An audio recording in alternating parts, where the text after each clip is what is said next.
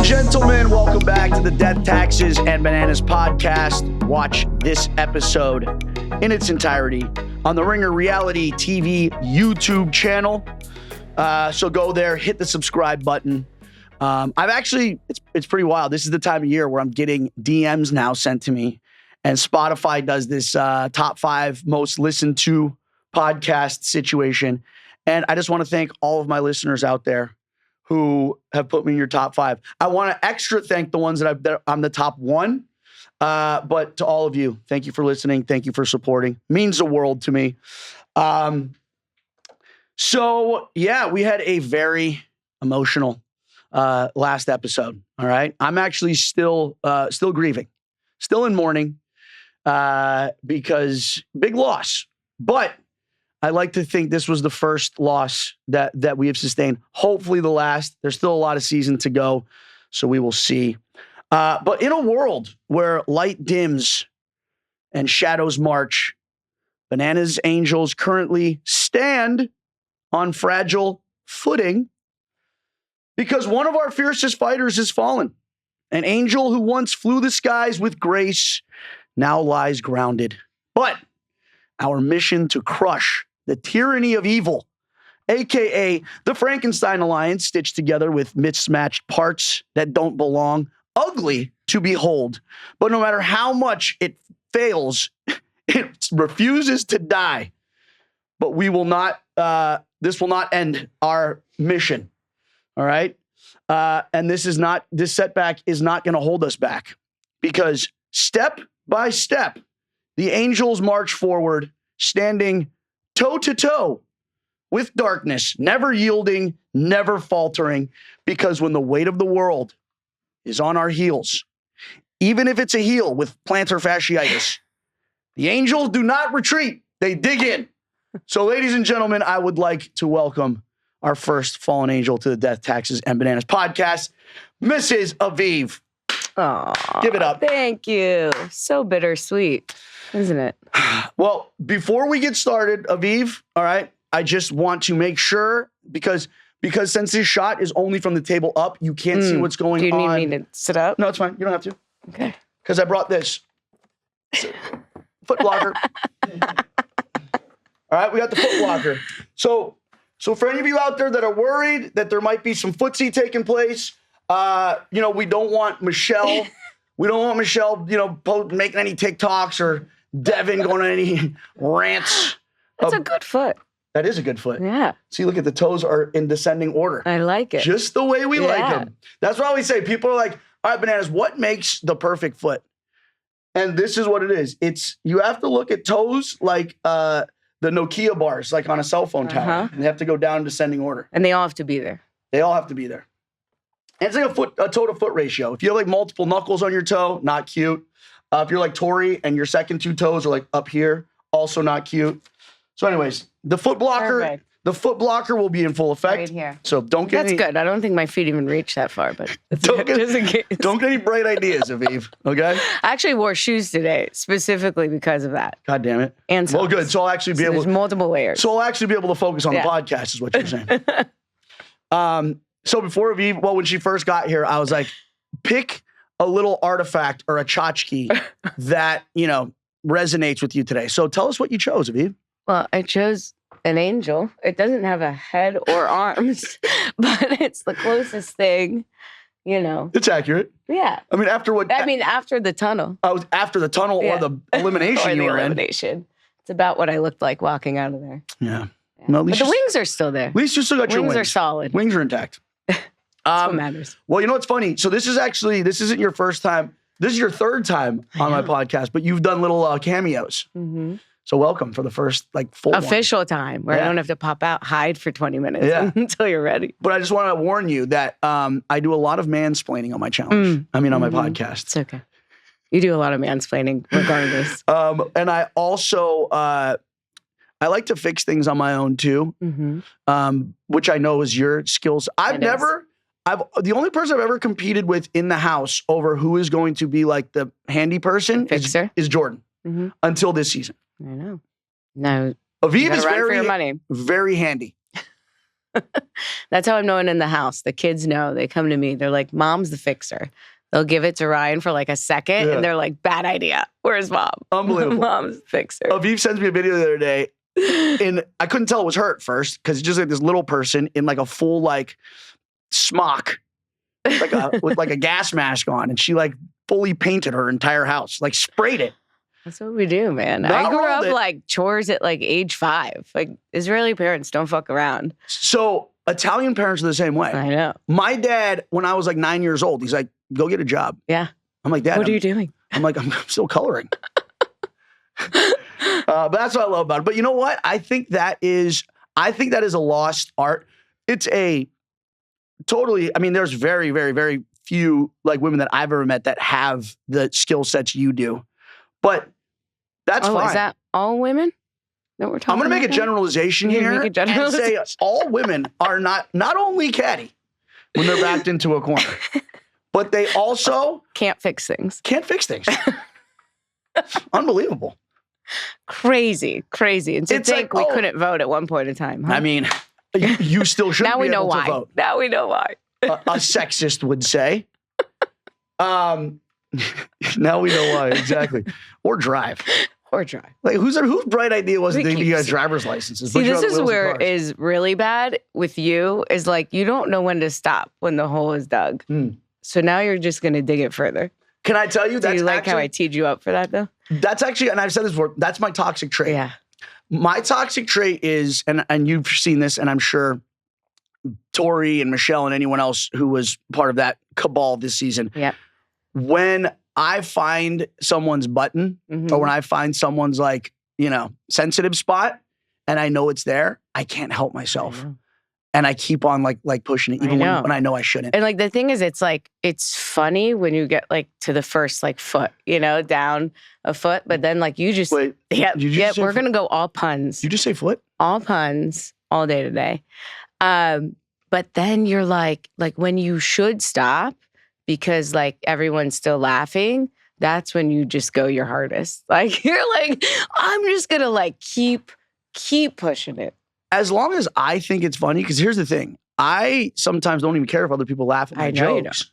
As long as I think they're funny, I'm my own best I audience. know. That's how I know if it's a funny joke if I laugh at it. If I laugh at my own joke. And don't stop. You just And don't keep stop. going. If I laugh, I think my funniest jokes have been ones that I've laughed at and no one else has laughed at. Well, I mean, I don't. It's a problem. Yeah. We'll talk. We don't have enough time on this podcast to talk about To really it. dig into it. Yeah. Yeah. We'll do like a follow-up episode. It's like on the couch and I'll just be sitting there just telling you about all my problems. Well, okay. So 18 years. 18 years has Crazy. been since we saw you last, Aviv. Where the hell have you been? Living life, man. Yeah. Working. Uh-huh. I got my master's. Wow, good I'm for you. Sales director. I have 2 kids. Busy, man. In the hamster wheel, but busy. I'm a stay-at-home son. We know. We're adopting you. Well, you live right down the street now. We're adopting you. Me and Aviv both moved from California.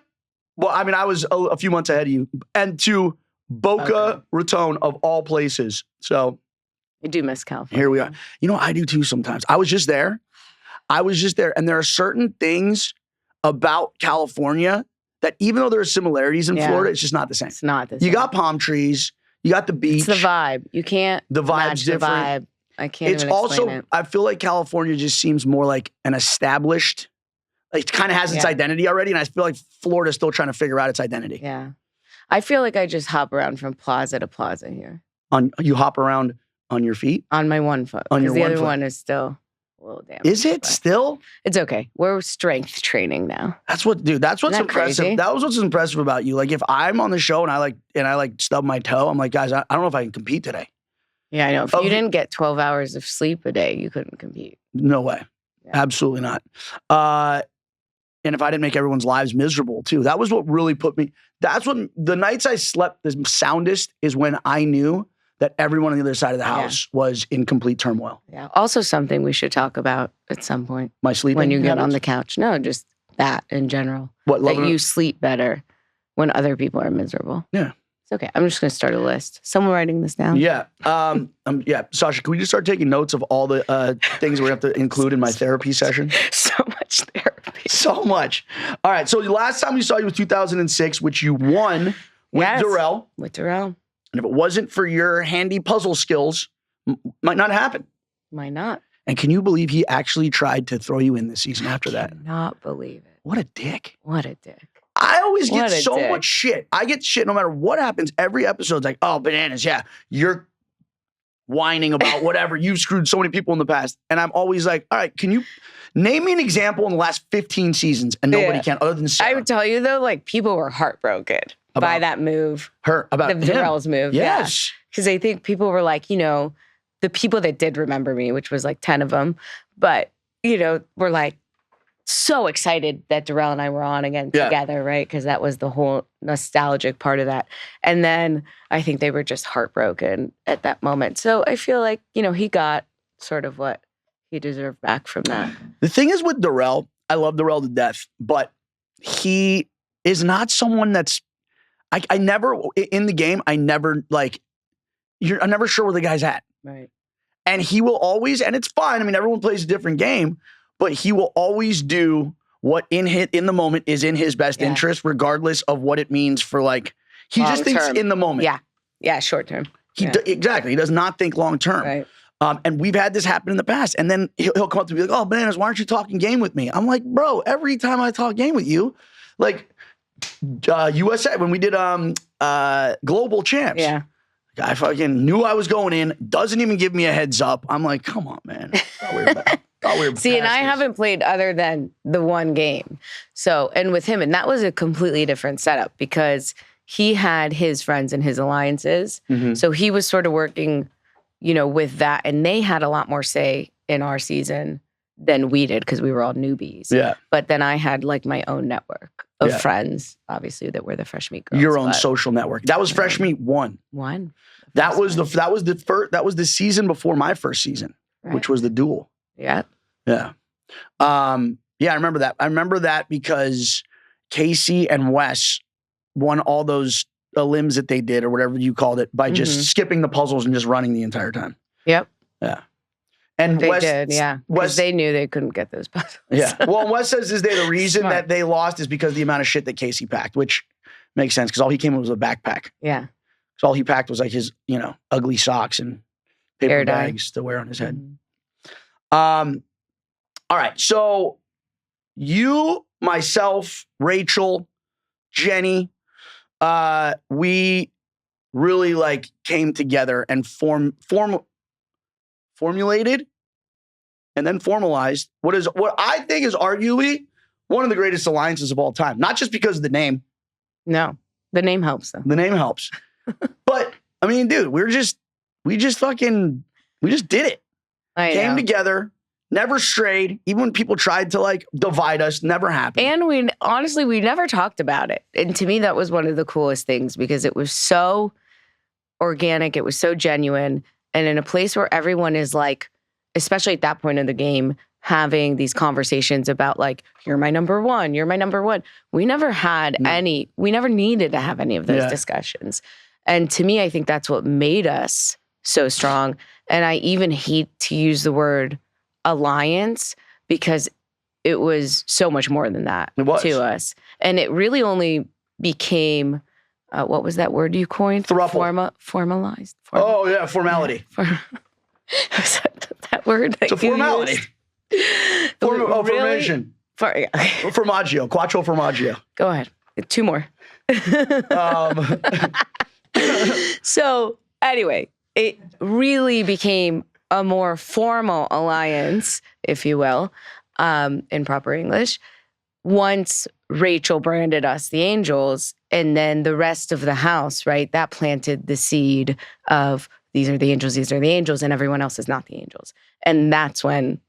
How much did it just fucking pain everybody else in the house to have to not just watch us just be awesome, but also just to you could tell in interviews. In interviews, I know. Oh, the Angels. They would. It's they'd have to say it. And it was painful.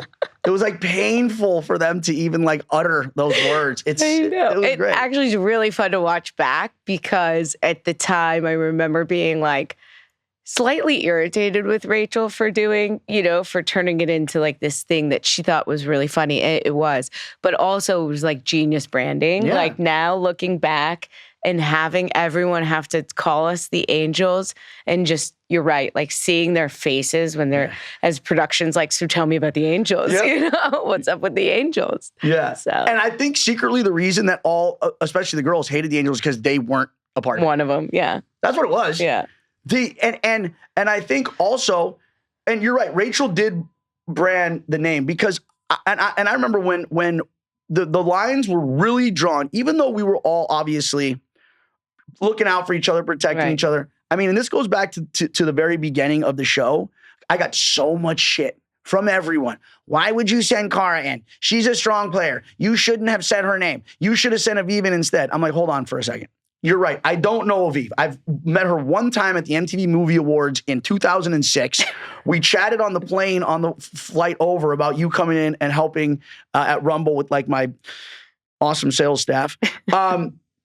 And then we got there, but I saw like based on the conversations that we had, based on your ties to Rachel, based on the fact that you hadn't been on the show in the last 18 years, therefore you haven't been like tainted by, it's almost like someone who's been in government for a long time. It's like, you don't trust them.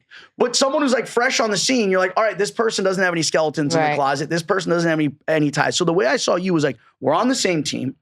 You're here to like put your head down, go to work. You were in the Israeli Air Force. I'm like, and I hate to credit Wes, but he always had he'd always say with people coming on the show, buy low, sell high. Yeah. So you were like a good investment early. That's the way I saw the you. lowest, literally. Like, stature-wise. Vertically challenged. So that's the way I saw it. I'm like, I know where I stand with Cara. Right. I don't, we don't like each other. She's going to say my name. I'm going to say her name. I would rather, go, obviously, like, look out for Aviv, not say her name, because I feel like that will pay dividends in the future. And boy, did it. Right. Thank you. For that. Well, I think, too, like, watching what went down this season with Laurel and Cara, and not really, at the time, I didn't really know the history because I haven't been watching the show, but it is very hard to trust someone who you've had issues with in the past. Yeah. And I think as much as it would be nice to start fresh, I think when you have to make an executive decision like that, you can only use the information that you have, at the moment to make the best decision that you can. And I think, look, I don't think it would have worked out necessarily long term with Cara and Laurel. And the thing is, you and Laurel were much closer. Yeah. Like she was never going to be your number one, Cara, right? But Laurel, at some point in the game was, right? Yeah. So knowing that too, I don't see how it would have worked out for you. Well, I know. Fair. And I agree, but I'm saying like that, then I feel like it started like early on with us. And then obviously Rachel and I coming into this season didn't know what footing we stood on, even though we came in being like, hey, we're going to, put the past away. Yep. And it wasn't until the big, when Rachel had that monumental decision, which was the, biggest game-changing move of the season. It was just like a combo, like a boxing combo, and by her putting in Kyland and Casey instead of us, that was, I think, what really solidified the alliance and really formalized it for you. Quattro Formaggio. And put us, and that was almost a thing. Like we then were put into a position where it's like, we don't have a choice anymore. Right. We have to be like this is it kind of like forged us, like steel. Like we were like strong, steel strong. Flame forged in a steel mill. And then we just became a sword and just started fucking decapitating people left and right. And by people, and this is what I find so funny about this. We have this amorphous blob of the remnants of the Vacation Alliance and what was it, the Lady Losers? Leisure. Oh, Lady I think it was Leisure. Leisure. Sounds like Losers. Oh, I thought it was the Ladies of Losers. Oh, I had it wrong this whole time. Anyways. You didn't print a shirt out already, did you? I should. You could fix it. You know what? I should. That'll end up at the thrift store too. So This is just free. You don't have to buy one. You can just take this one. I'm just gonna send them. You know what? I'm just gonna send them to all the girls. But no, and it's so funny watching, and it happened again last night. And I put it in my notes. We'll talk about that. But how this Frankenstein alliance has been formed, and I feel like this new alliance. I don't know what we even call it. I like the Frankenstein alliance, but whatever. I feel like the reason that they've all been pushed together and the reason they're so strong is because of like me and us and what we had done to that alliance, because we completely dismantled that entire side of the house. You were our first casualty. Yeah. That's okay. Listen, someone had to go. Yeah, I guess. It wasn't really gonna, I mean, the chances were so slim that all of us were gonna make it. And we knew that. Yeah. You know, we knew that going in. And at least it was in a way where like you didn't have, this is how I feel, where you didn't have to pick at it. Rachel didn't have to pick at it. Like we never had to come at each other, and we're lucky that we didn't have to do it that way, is sort of the way. But I feel like even if we did, I still think there was an understanding between us of like where the cards would fall. Totally. And I'm going to get into that because I actually have a sound bite I want to play from last night's episode in the chamber. We'll get to that, you know, later on down the line.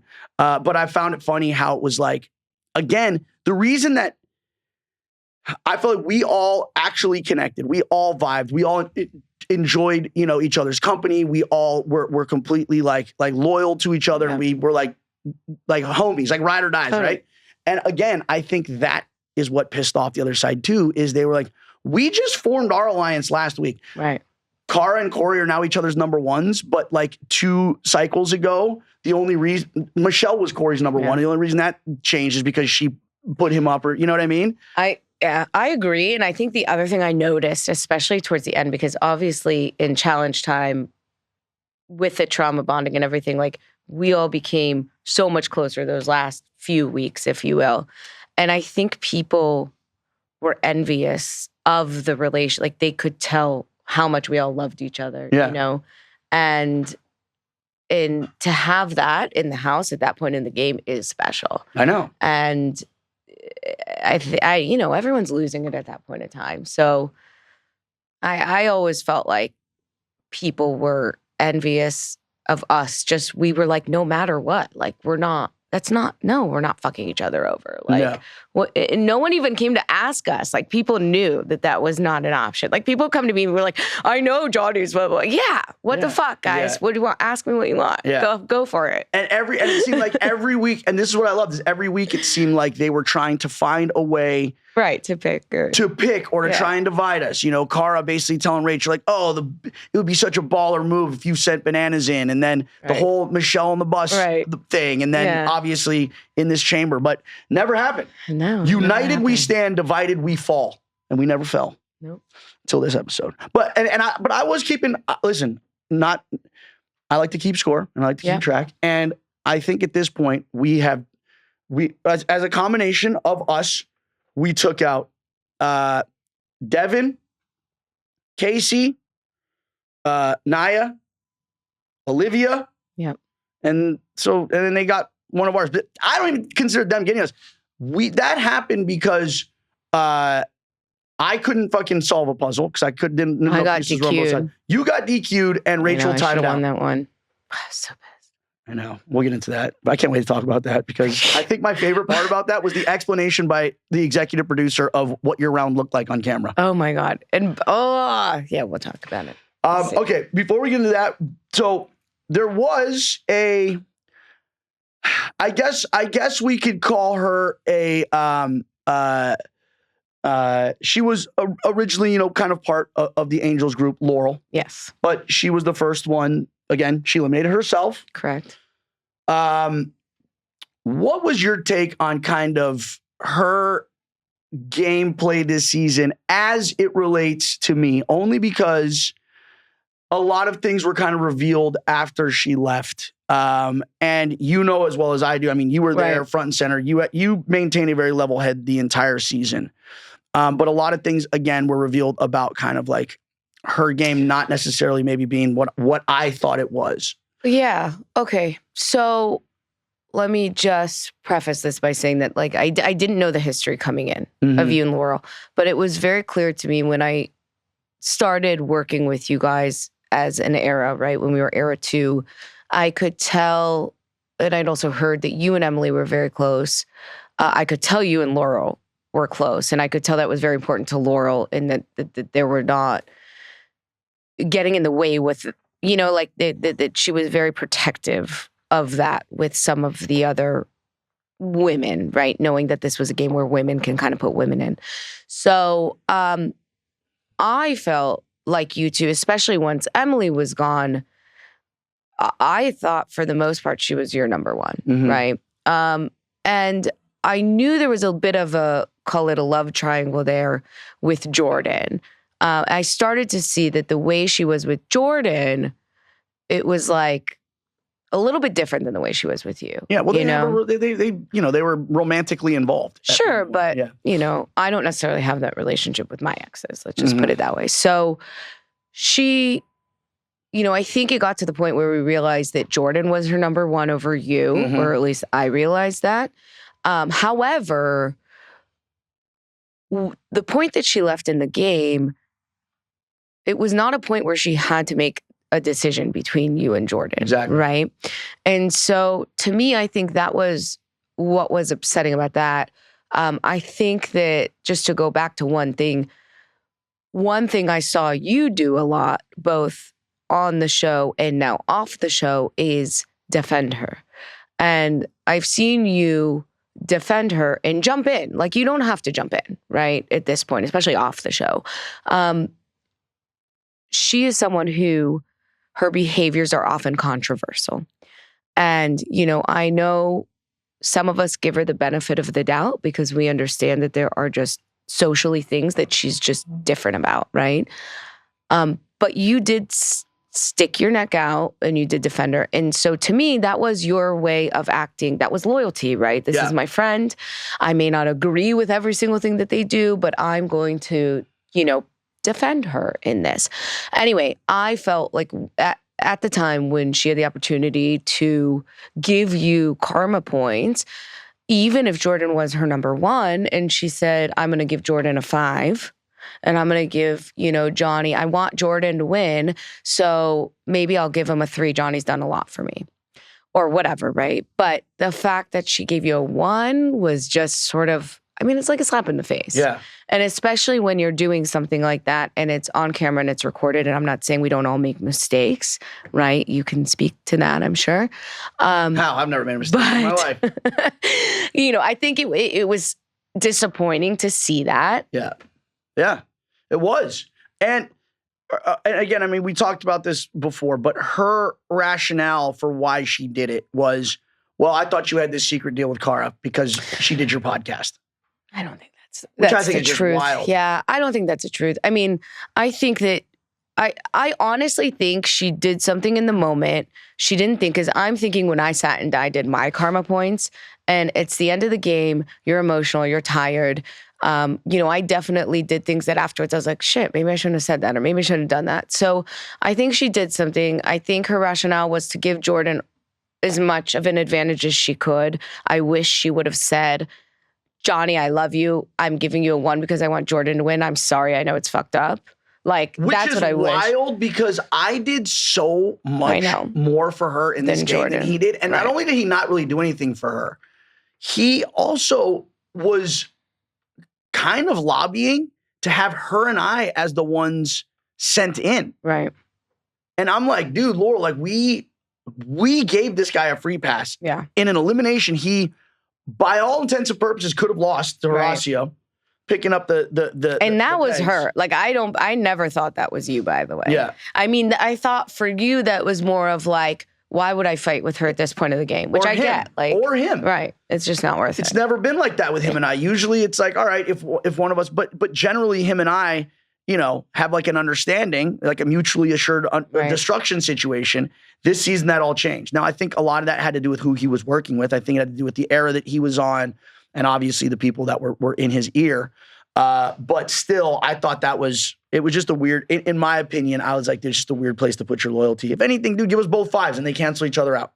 Like, he needs any more help in a final. That's the other thing. She wasn't going to do that. She wasn't going to give you both 5s, but there were a bunch of numbers, right? That she could have given that weren't wrong. There were 4 other numbers. 3, 2. There was options. even 2. 2 was there also, just saying. 2 is an option. Okay.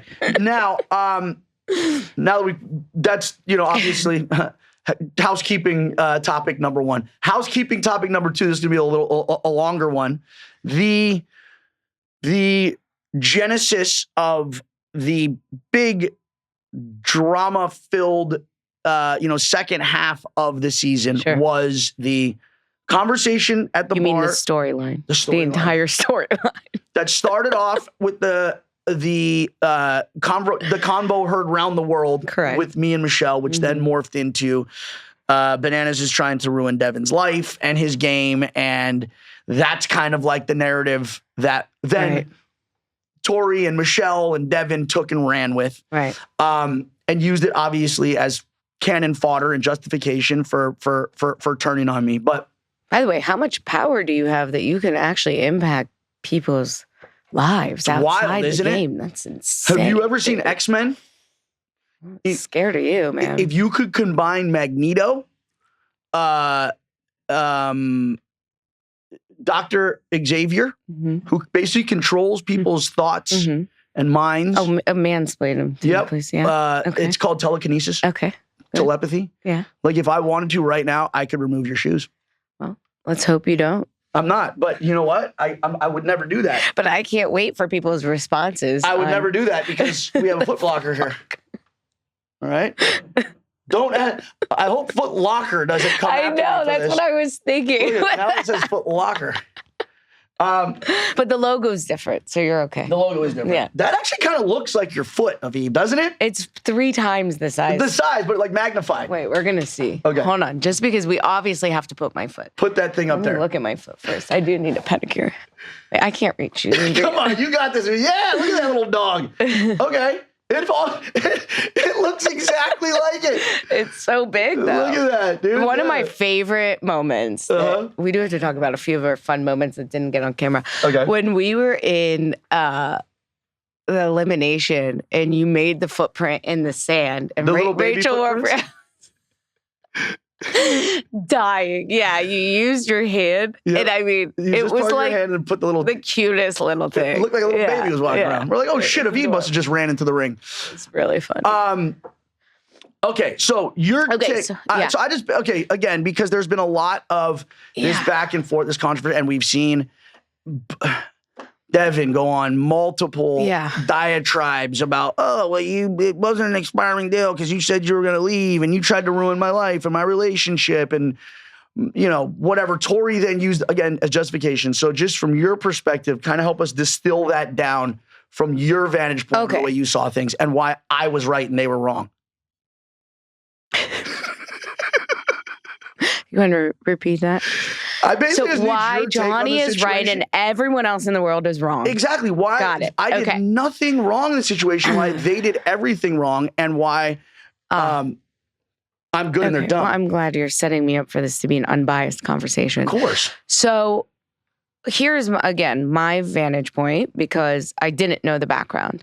But what was interesting to me is that what I learned is that you and Michelle were actually good friends before this, correct? Yeah, very close. Before the show? Yeah. Like, spoke often? Yep.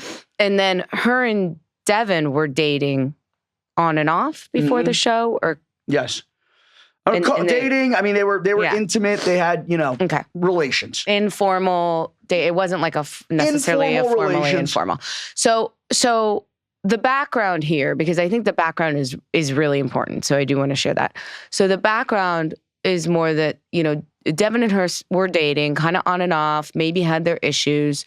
And she had shared some of that with you. Fair? The only pertinent part about that she shared was I wanted more than he did. Right. Basically, it was relayed to her from him that it's like not into you like Got that. It. Okay. Well, and we've heard him say too that he doesn't necessarily want to get married and doesn't want to, so anyway, you had some insider information going into this, and you had a friendship, a close friendship with Michelle. And so it is not weird knowing that. It's not weird that as a friend, you would have continued that conversation when you saw them get really close and intimate on the show, because you had already been there for her as a friend saying, okay, be careful. Like, if you want this and he wants this, like, I would also tell my friends, like, just keep your eyes open, have fun, but just know this might not be everything you want it to be, And don't let him drive a wedge in between us. If him and I aren't getting along, like, just, stay out of it. Yeah. And so knowing all that, and listen, you sometimes could use better words in the way that you say things, right? So I think the way that you approached her came out of love, and you meant it to protect her. And you also, to me, that was like you telling her, I want to play with you. Like, I want to work with you, right? But in the game. Not like... Well, yeah, not like that. In the game. But yes, we have to clarify everything, apparently, now. Yeah, we do. Right.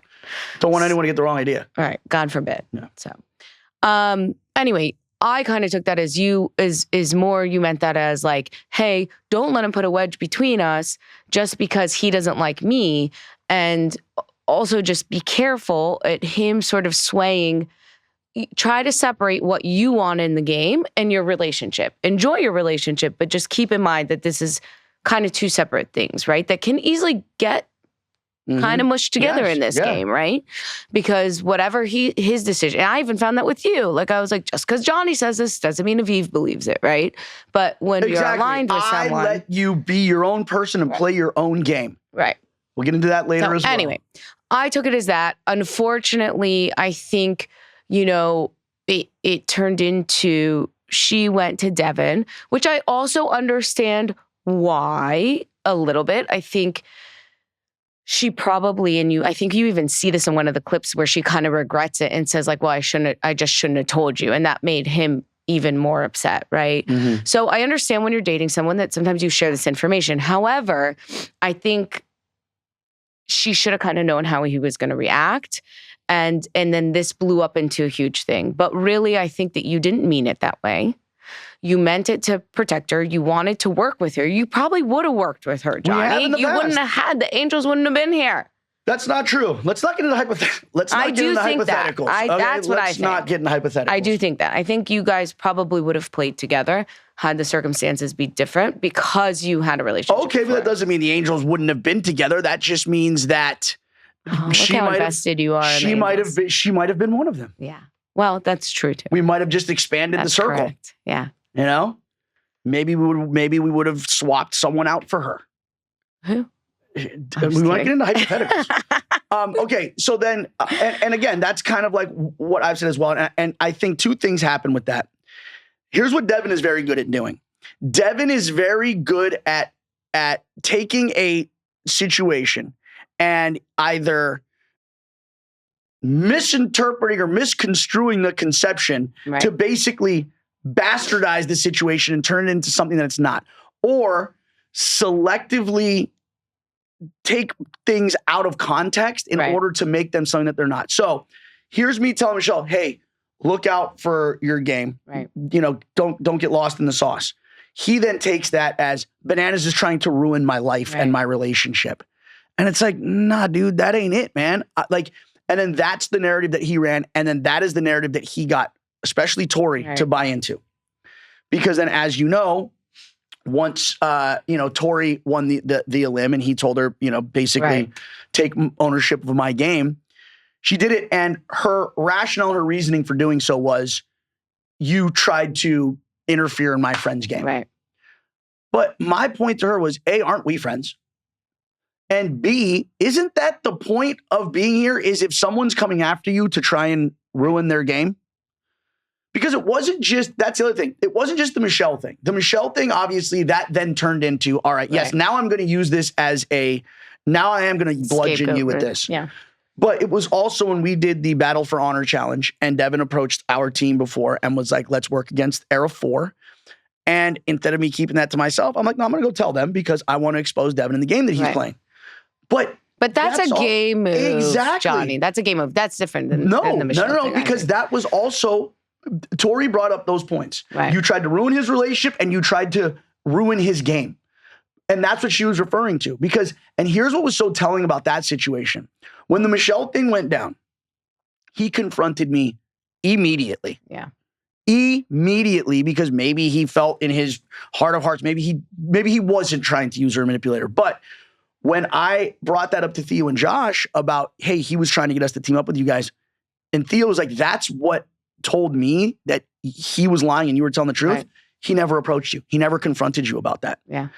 So for Tori then to take that as, oh, well, that's justification for me to send you in or to vote for you because you tried to ruin his game and his relationship. I mean, isn't that what we're here to do? Not the relationship part so much. So here's what I think, though, in general, the way that like he reacts to you with her is he's not comfortable with you and her being friends. Yeah. Is how I felt. Like, I felt like it was beyond the game, honestly. It was like more of a personal thing where, and then because he was playing the game, it was useful in the game, but there was something there that was taken in a way that was just very different to me and Johnny, where, you know, because he knew you guys were friends before, right? And I felt like he didn't like that. Yeah. You know, and again, I don't know him very well. I don't know her very well. I know you a little bit now, but, you know, it just felt like an obsession. It was something like, like I can't, he wanted to melt me down into a liquid and wear me as personal. cologne. Well, maybe make a good movie. And tear my skin off and wear it as a coat. I'll tell you the one banana peel. I'll tell you the one that you wouldn't do, borrow my toothbrush. Or steal my Tic Tacs. Yeah. But thanks for the storyline. You're welcome. Which one? The entire storyline. Because I did, as I'm watching it, I'm like, oh my God, if that thing never happened, like, what would we be showing right now? Okay, and you know what? And here's the other thing. And again, just as a caveat to this whole thing, because obviously it was a very annoying experience. However, it made some really fucking great TV. Yeah. It was the storyline that I mean, it did. It was the basis for everyone. Everything came from that one conversation that took place at the bar, created that all one misunderstanding. See how this works in the world? One misunderstanding. The challenge like a game of telephone. And I always say this about myself as well. And this is going to get into the Footgate situation. There's people like, why don't you talk game? You never talk game. Because anything that I do is analyzed under a microscope and it's magnified 10,000 times. I found that out. Thank you. Yeah. Right? Yes. Okay, so other people can do whatever the fuck they want, have as many game conversations.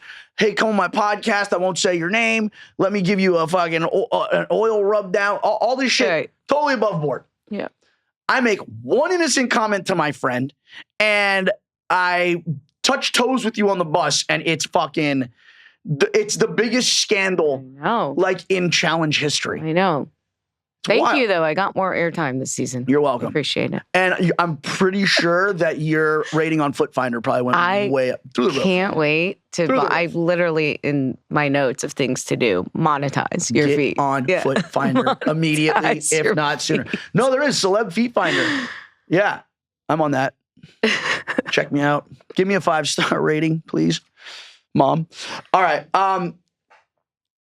So obviously we know what happened leading up to this whole debacle on the bus. Right. What they didn't show, which I wish they would have, was I was being an asshole and I was gloating, knowing that the way that day broke down, Cara winning, Michelle and Olivia are automatically going in against each other. After, I'm just making comments about how beautiful the day is, Thanks for your help on the puzzle, by the way. Wait, what? Say it again. I didn't hear you. Thank you for your help on the puzzle. Which puzzle? What are you talking about? Damn it. You can't just take a thank you, a public. This is me as a friend publicly stating that I'm grateful for your help. I don't remember. What puzzle? Shut the fuck up. Move on. All right. The pyramid puzzle, you mean? That you fairly won because I walked by and I was like, yes, thank you. I'm like, I don't understand. Nailed it. Here's what Aviv just hates. But I think we're the same person.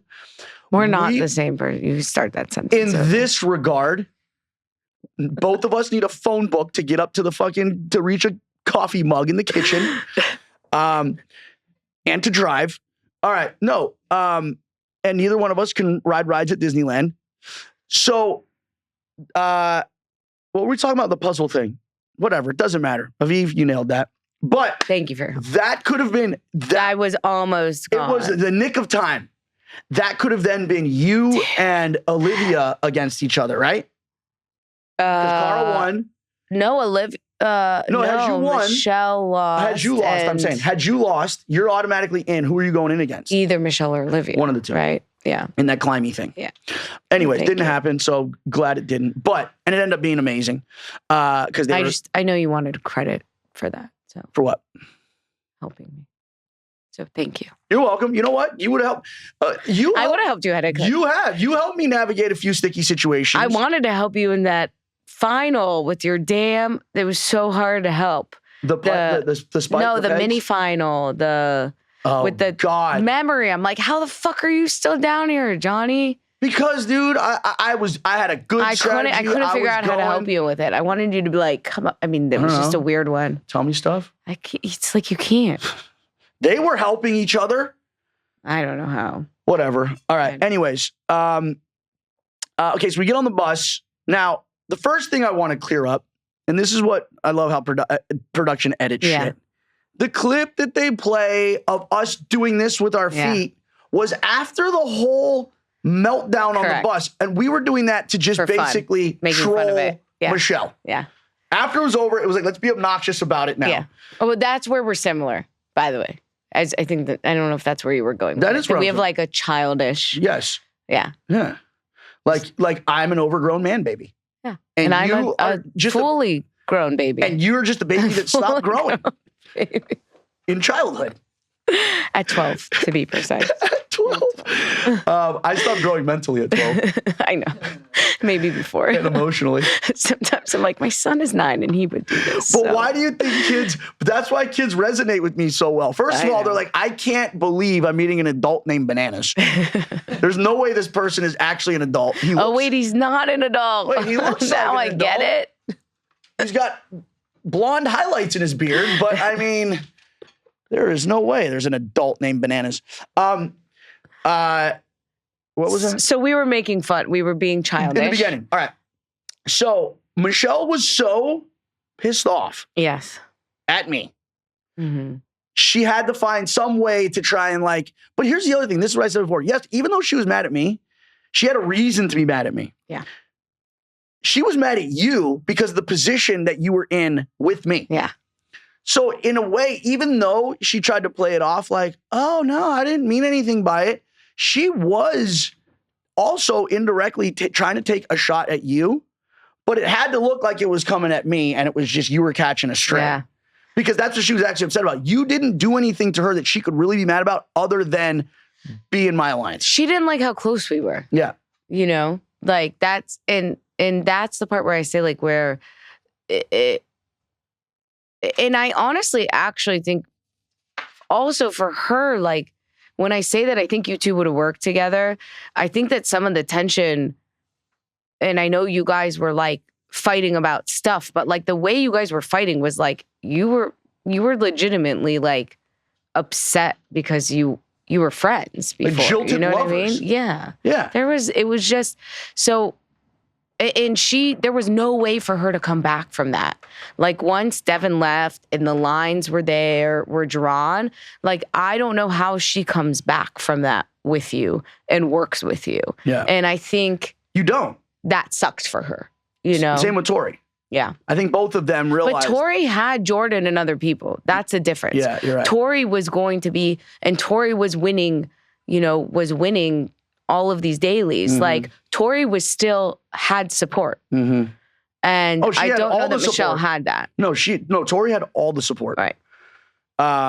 Absolutely. From all the guys. Okay. So anyways, and this is what I thought was annoying about that whole situation. Well, one of the many things again was the fact that you're trying to take a shot at me. You're angry at me, but this line of attack that you're taking on me is not going to affect me at all. The only person it could potentially affect is you, because you have real life relationships and families outside of the show that can actually be harmed. It's by a the relationship, insinuation- by and the it's called a insinuation. marriage. Or marriage? What's A that? relationship, a single relationship. What is I'm it? just like mansplaining back to you. Okay. Never heard. You said relationships, but I just wanted, I thought Well, I that meant was a good relationship with your opportunity. kids. I meant relationship with your kids and your husband. That's what I meant. I was fucking with you. Plural. But yes, so, and you know what's funny is like looking back at it too, you realize how like the point in the game that we were in, where because it's so silly now watching it back, it's like, oh my God, like this was like so stupid. So stupid. But like you're at that point of the game, like everything is like so much bigger and so much more emotional and so much more. I mean, it was just funny to watch back, and I'm like, this is the dumbest shit I've ever seen. Glad you thought it was funny because I sure didn't, especially in the moment. And that's why I got. Well, I know you didn't, and thank you. I know you were just trying to. Dude, and that's what I got upset about. I'm like, yo, come after me, attack me. I'm going, but dude, like, she doesn't deserve this. In fact, I've been trying to get Aviv activated, and she's had multiple reasons to do it, and she's still been like, you know what, I'm gonna be the bigger person here, and I'm gonna take the high road, which is an impressive. I tactic. can't wait till you see the day that I am activated, because you're gonna be like, holy shit, I knew it was in there. It's in there. It's in there. It's in there. You're like the little baby on The Incredibles that they don't realize has incredible powers until the end. And it's the most powers. Yeah, it just turns into this fucking wild little child. Okay, and then obviously that whole situation goes down. Yes. I obviously said some pretty nasty, unsavory things, but we recently, and I brought this up, but this was on my mailbag episode where I was basically explaining it for myself. You saw or heard about Devin's rendition of the series of events that took place, where he was basically trying to claim that I made a generalization about all women on planet Earth being catty and bitchy when they're backed into a corner, when I was obviously referring to the catty women that were sitting right in front of me. It's a very specific situation.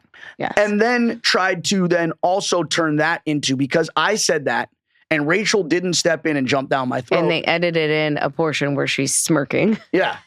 That also then somehow made it as if not only am I making generalization about every woman on planet Earth about being catty and bitchy when they're backed into the corner, but also now Rachel not being a proponent of women. And I love how also people forget that we're like on teams at this point, basically, you know? So like, number one, when you're on a team, you're going to support the people on your team, and you're not really going to necessarily like, quote unquote, support the people on the other team. Like, we've chosen sides. So that's, first of all, like Rachel was with us at this point. Second of all, it's like the whole situation was between you and Michelle. You were talking about a very specific thing, and only parts and pieces make it in the edit. So I don't know. I don't understand even what you said, and I'm sure I'll get shit for this, but I don't even understand how that's I mean, it didn't even come off to me like that at all. And it didn't come off to anyone on the bus like that. Because no one even reacted to what you said and said, hey, not all women. Because after that, I followed up with, and once again, I said you and you guys. So it was like, that's who I meant. And it's like, you know how it is when you're in an argument and you're heated. It's like, you don't always necessarily say things exactly what you want to. But then again, leave it to Devin to once again pinpoint one little minor misstep as far as semantics were concerned to completely ignore the entire point that I was trying to make. Absolve his girlfriend from having, and this was what I found the funniest, and this didn't occur to me till after, and I wish I would have thought about this in the moment. For the two of them to go on this, this rant about how dare I try and ruin this magical, beautiful relationship of the two of theirs. Oh, bananas, how could you interfere and step in and say that he's just using her for game and destroy this amazing thing? But then it's like, Michelle, aren't you trying to do the exact same thing, but like a million times worse? By insinuating that the fact that our two toes touched, that now somehow means there's like some nefarious bullshit going on here? I think honestly, you were both emotional. I don't think she meant it that way. I think she actually felt really bad afterwards when it turned into being a discussion about that. I don't listen. No one thought we were actually having an affair. Like, she never thought that, you know? And I don't think she realized in the moment that what she said could then be, from an editing perspective, turned into something that appeared. She knew exactly. I think she. Well, knew maybe she did, and maybe that's just me being. And you know, you see, you want naive. to talk about smirks? You see the look on her face when I started getting heated. You see that little water where she's sipping out of her water bottle, being like, "Yep, I went there." My favorite look of hers was when I said, "You know what?" And I like Johnny, and she was like. It's like The Exorcist. That was my her head favorite. Yeah, around. she was like, "Ugh." Yeah. But whatever. She likes you too. I mean, that's the bottom line. It's like, you guys are friends. Jesus, you know. So, dude, when I'm watching it back and I see how emotional she was, like, I had no idea, because when she talks, like when she gets in these fights, and does get sort of catty, as you called it, she's pretty aggressive. Very. Like, so I thought, like, she goes home and she doesn't give a shit. No, that Jersey you know girl what I mean? comes Like, out. I'm like, she doesn't go. And then I see all these scenes of her, like, crying and being, like, barely holding it together emotionally. And I'm like, what is happening? So I actually, watching the episodes, like, I feel bad. Like, I guess I didn't realize how sensitive and how much she's taking on and how much a facade a lot of that is. Mm-hmm. So I just look at it differently. Look, I never felt anything between her and I. So I didn't like when it started to become between her and I, you know, and unfortunately I felt like that was a part of just being acquainted with you, you know? So I blame you. That's the first time I've ever been blamed for anything by a woman. Usually, I've never done any wrong. No, okay. And again, and as a caveat, or just to make another point, what we're talking about right now does not necessarily reflect how either one of us feel currently. Correct. We are in going the in the moment, way back time machine. We're talking about then. Yeah, in the moment. Once it started to become that conversation, it was shitty. Since then, yeah. It was shitty. Yeah. We've actually gone back and forth since we've posted some pretty questionable things about each other on social media.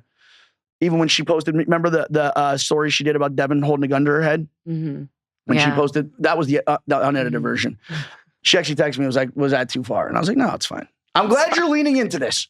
Michelle, I'm glad you're leaning into this. This is what we should be doing, talking shit.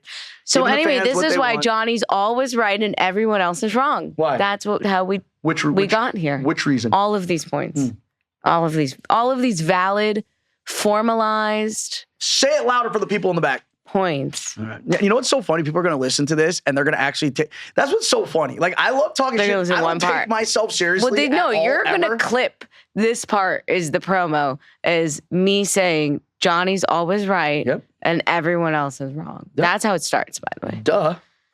I mean, yeah. I'm your fearless leader of the Angels. Would you follow someone who's wrong? Ever? Ever. All right. So let's get into episode 15. Josh obviously just got sent home. Corey chooses you, Michelle, and Jenny as targets. Yep. Very dangerous. Very, very precarious situation to put the Angels in here. Was this the right move? Or do you think he could have benefited by Corey? Yes. I think Corey, here's what happened with Corey, because I had some sidebar conversations with Corey. Corey knew that he was not going to be anyone's number one. In the Angels? Do you think he wanted to be one of the Angels? In the Angels. He would have made a cute angel. We could have used that. Just like a little from cherub with the curly hair. Yeah, really cute. Anyway, he knew that he wasn't going to be our number one. And at this point, Cara had already had a conversation because she realized she didn't have a number one and he didn't have a number one. So why wouldn't they be each other's number one? So he couldn't put Cara in. So I mean, he could have been a number two though. And I think, you know, like for me, I mean, I had obviously had conversations. Jordan and I had talked, but I think it was still a point where he could have benefited from having one of us, even though we couldn't be his number one. But they all had better relationships than we did with him. You know, I think he felt lost, and I think he knew that breaking us up was probably long-term in his best interest. I think everyone felt that way. Right. I think anyone, if it wasn't me, if I wasn't the one that was a part of the band, say it was Jordan's Angels, I think it might have been a whole different story. Yeah. I think Jordan did have his Angels. They were just undercover. Did. Exactly. Yeah. Whereas mine were out from under the covers. Yeah. Well, for the most part. Out in the open. All right. Let's get into the one quick point. Jordan's talking about Tori's transformation. Now she's become such a badass competitor, and then leave it to him. Takes credit for it. Oh, Tori, she's become such a badass competitor. I'd like to think that I had a part of that. I was laughing. I'd like to think that's all because of me. Yeah, that's funny. Jesus Christ. I mean, the only person that is responsible for all of the girls in his life being successful is me. You guys wouldn't have been able to do anything this season. I did get one comment and it was like, why are you riding Johnny's coattails? I was like, what the fuck? That's what I'm saying, though. Anyone else, it's like if they're working together, it's like cool. But anytime anyone's working with me, it's almost like they have to find a way to discredit or make it out like I'm holding a gun to your head. Right. And being like, you're being forced against your will. Yeah. No. Like some people just can't fathom that, like, I know. I'm not what people want to portray me out to be. Well, okay. You've made that. You've designed that for yourself. By the way. That's a couch conversation. The challenge was, I mean, this one was difficult for various reasons. Who would you say, if you had to weigh the two performances, who had more trouble with the coochie, me or you? Overall in life, or no, coochie tunnels. I want to clarify what I was talking about. The tunnels were called the coochie tunnels. All right, you and I both. Which, by the way, I was like, some things like you can rebrand, no one knows. And from a PR perspective, let's talk about this. It was so good. When TJ, and they didn't show this obviously, but when TJ first popped out from under the fucking leaves, I was like, oh, TJ. And I made some comment something about him. Getting his head out of it. Or him. I was like, oh, yeah, I heard you've been spending some time in the coochie. Yeah. And his eyes opened up like this big. And I was like, bro, I was talking about the tunnels, man. Yeah. Well, leave it to you. Something I don't know. But guess what? They edited it out. What do you know? It's so wild. Like everything else that I do. That's impressive. So you said, and you know what's funny? The night before you guys are talking and you're like, I just hope tomorrow's challenge is for short people. And it was. And it was. I literally I can't make any excuse. Like this thing was set up for me. Yeah. It was teed up. And it's funny because Rachel was like, that's your inexperience. Like you would have known if anything felt off to go back, right? And I know that now. So unfortunately, I mean, listen, what was annoying is in the episode, they showed the quote unquote blockade. We couldn't see shit. I said that. I put that in here. I'm so mad about that. And also, I don't think, there was anything that was up. Dude, I did feel something on the ground. Take us through your round. So just so people, because obviously they didn't do a great, they showed that we got in the tunnel and they showed we had to navigate our way through, but kind of take us through what it was like and because you explained it to us after, and they did tell us, they're like, oh, you're going to go through and there's going to be barricades that you can't go through. And I'm thinking a barricade is like this, dude. This would have been like I can't go through, right? Yeah, you can't get your foot through that. Well, I also think maybe this barricade fell before I went because it's not like anyone's going through checking that they're still on. So as I'm going through it, and I'm moving pretty quickly at this point because I'm running, guys. I'm standing. Guys, the tunnels. I'm standing the and tunnels, running. you had to crouch down. I shit you not, the tunnels were this tall, and Aviv was full on sprinting. Barely had to bend my knees, okay? I'm I'm in full sprint. So I'm going. It's going pretty well so far. And I'm thinking I should have been, I bet I was right by the puzzle, by the way, when I made this turn, because I felt like I should have been at the puzzle based on everyone else. And I get to this spot and I feel a hole on this side, but I also feel something on the ground, which may have been one of the sticks. It felt like something. And I'm looking around, I see nothing else. And of course I'm talking on the microphone and I'm like, is this the right way? I don't know what I thought people were going to 2A in, it's the right direction, Dave. So TJ's going to pop up out of the door. I'm back that way. No one's answering. So, and then when I felt it, I did. I should have listened to my intuition at that point. But I was so in my head. Like I had a penalty. I was honestly like with my foot. Like I was just in that spot in the game where like you need to keep it together. And I was not doing a great job. So I had felt around. So then I went back because I was like, I should check if there's another path that doesn't have something on the ground because like maybe this is the barricade. I don't know.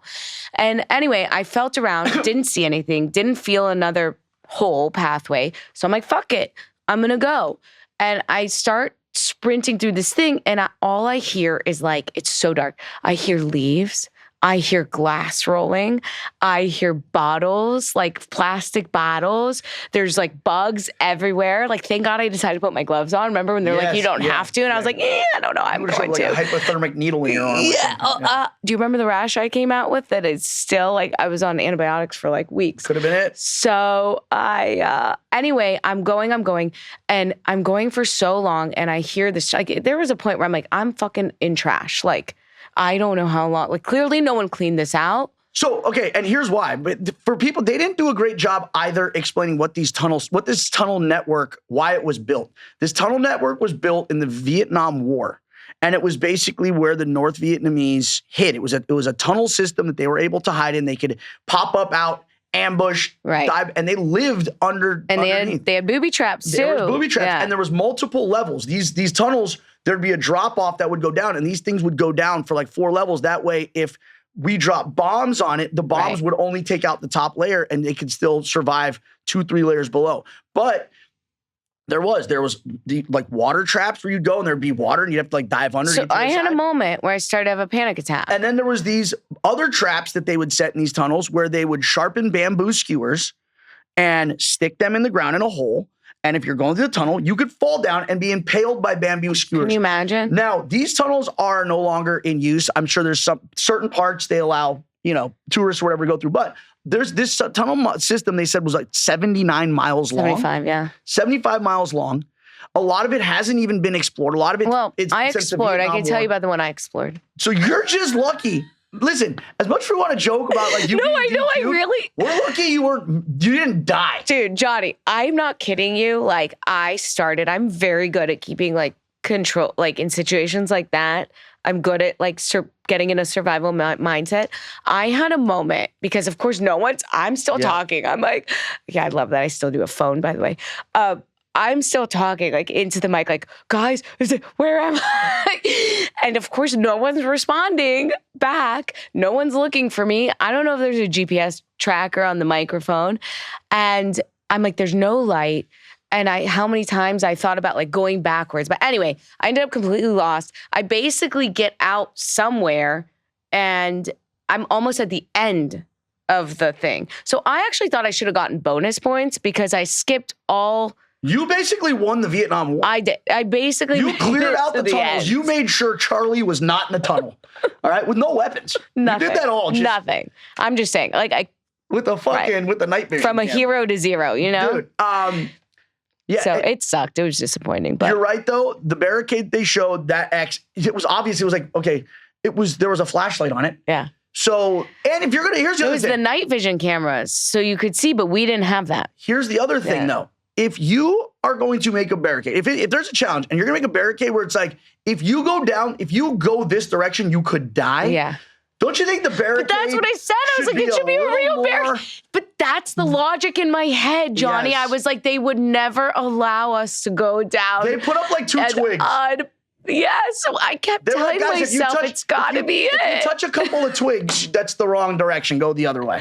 How stupid of me. But that was my logic, honestly. Here's what's crazy. You said you started to panic when I started to panic when I went the right way. And I'm like, all right, you could not see your hand in front of your face. The only thing is you go, and then all of a sudden a red light would show and that's where you'd go. But you obviously didn't take that direction. The minute I heard glass bottles rolling around, leaves, I'm like. Okay, well, at least you did not do what I did. I mean, yes, you almost died, but at least it's like, all right, you kind of had a reason why. Like I was competing so hard. I was going so fast that I went the wrong way. I couldn't figure out a elementary school level puzzle. Well, you made a rookie mistake of not looking at both sides of the puzzle. Who would have thought that sucks?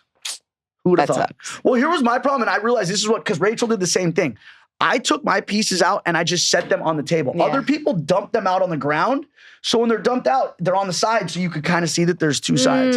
With mine, I didn't do that. Some people just got lucky, though. Some people just No, a lot of people got lucky. were so lucky that when they Also, put let's talk about how Jordan timed out. I want to talk about that because that is bullshit. Jordan, they didn't show that. No. Jordan timed out on A lot the of people slider timed puzzle. out. Yeah. Okay, which I think you time out on that, the round ends. Yeah. You're out. By the way, I would also like to know how timing out and DQing and breaking a barrier are two different things.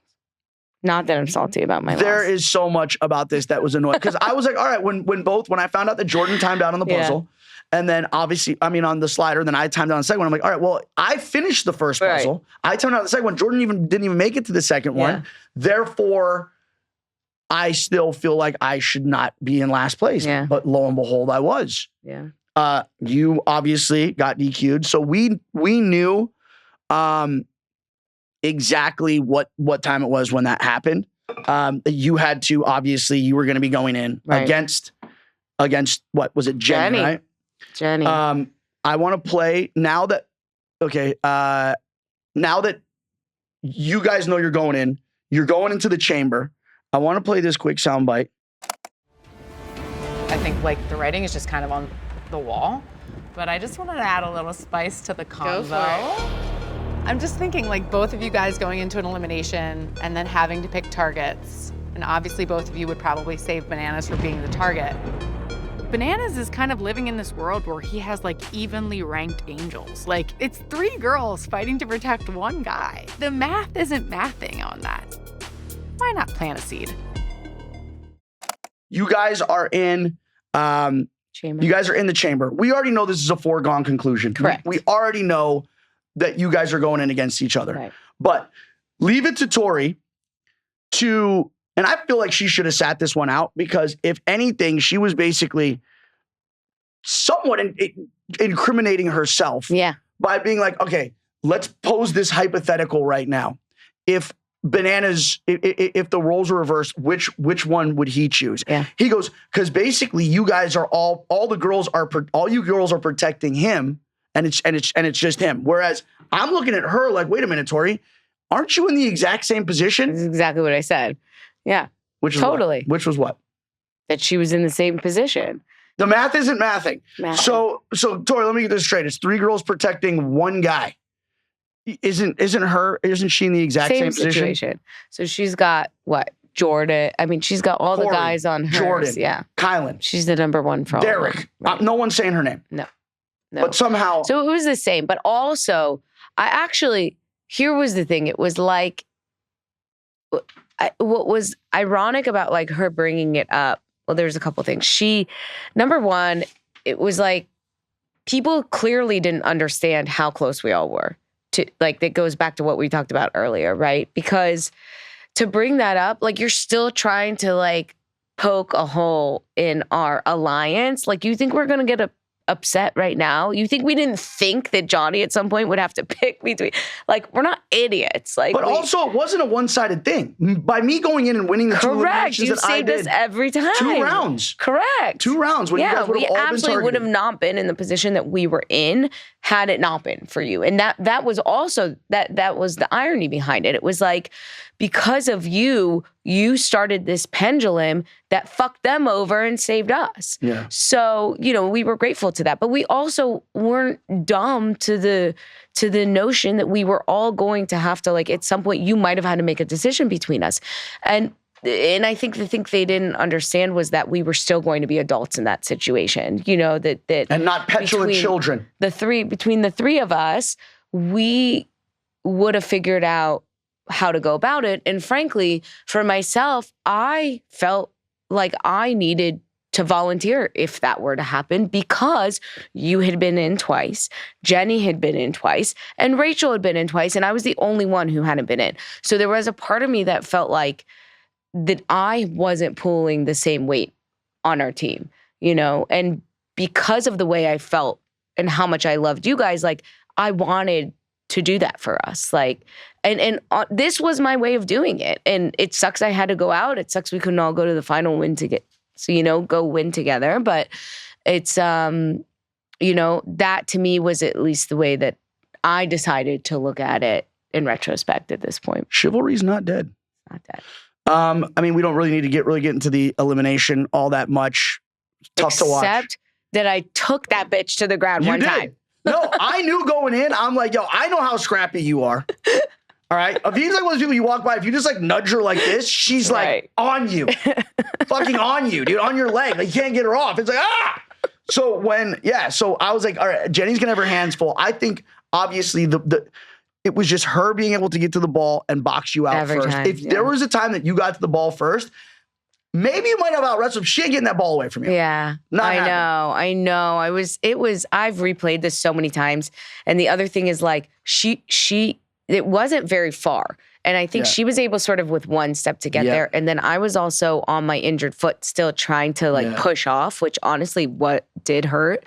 And I couldn't get, even if I would have gotten between her and the ball, like I wasn't going to win on defense with her. I mean, I'm not kidding, Johnny. I thought about climbing that cage. Yeah. Like I was like, maybe I should climb. I kind of wish I would have just for the footage, but like I wanted to climb and like come down. I didn't know what else. I still don't know what else I could have done. There wasn't anything else you could have. There really wasn't anything else you could have done. Because every single, like you said, for one of her steps, it's 5 steps. For and you. She's maybe 15. So strong too. I know. Mean, she's a beast. Like you don't even realize. She looks it obviously, but like when you're in there with her, you're like, shit. Yeah. Well, monster. Well, listen, it wasn't for lack of effort. You had a fantastic season. Thank you. Wouldn't have been the same without you. As much as I wanted to ride this thing to the final and have us all intact, I mean, we still at this point have come out on top just with the amount of damage we've done. It's like in the military, we have like a 4-to-1 kill ratio. That's pretty good. I think we're good. It's pretty good. We're good. And the Angels brand lives on. Lives on. Forever. Right? Bananas Angels forever. Forever and ever. All right. Well, listen, for those out there who want to follow you on socials, check out your feet finder. Where can they find you at? My feet finder's not set up yet, but we'll be back. We'll post about that for sure. All right.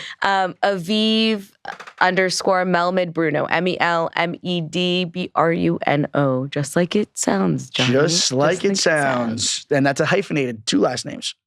There's no hyphen though. But it's two last names squeezed together. It's not one last name. It's because everyone knows me by Melmed, except for you that can't say it. Yeah. But now I'm Bruno. Yeah. So. Well, Can get confusing.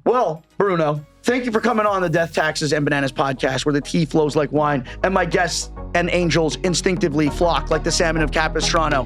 I'm Oprah, and I love you. No footsie, kids. No footsie. footsies. No footsie.